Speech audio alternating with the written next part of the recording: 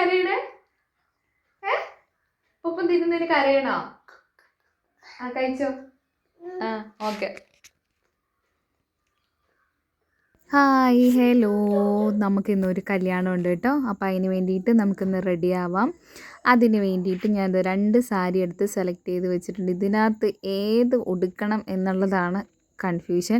അവസാനം ഞാൻ ഒന്നിലേക്കെത്തി. അവസാനം ഉടുത്തത് വേറെയാണെന്ന് വിചാരിക്കരുത്, ഇത് ആ സാരി തന്നെയാണ്. ഇതിനൊരു ട്വിസ്റ്റ് ഉണ്ട്, അത് ഞാൻ പിന്നീട് പറയാവുന്നതായിരിക്കും.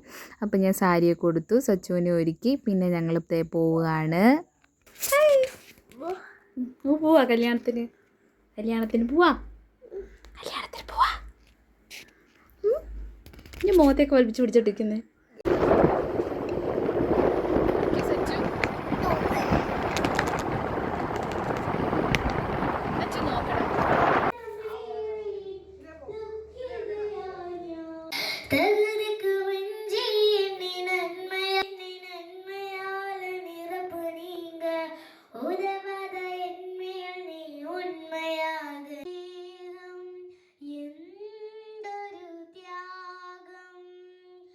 ഞങ്ങളുടെ ചർച്ചിലാണ് കല്യാണം. അപ്പോൾ ഞാൻ ഹെയർ സ്റ്റൈലൊക്കെ ഇവിടെ വന്നപ്പോഴത്തേക്കിനും ഒന്ന് മാറ്റി പിടിച്ചു, കുറച്ചും കൂടെ ഒന്ന് സെറ്റായി. അത്രയും ദൂരം വണ്ടി ഓടിച്ചു വന്നപ്പോഴത്തേക്കിനും ആകെ എല്ലാം പോയിട്ടുണ്ടായിരുന്നു. അപ്പോൾ എല്ലാം ഒന്ന് മാറ്റി സെറ്റ് ചെയ്തു.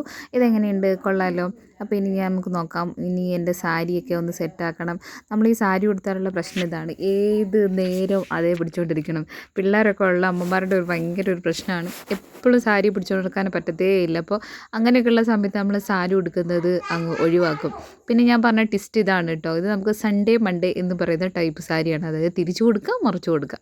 പണ്ട് ഞാനായിട്ട് ഇത് നേരെ തിരിച്ചാണ് എടുത്തുകൊണ്ടിരുന്നത്. ഇപ്പോഴാണ് കേട്ടോ ഇതൊന്ന് മാറ്റി കൊടുക്കാമെന്ന് വിചാരിച്ചത്.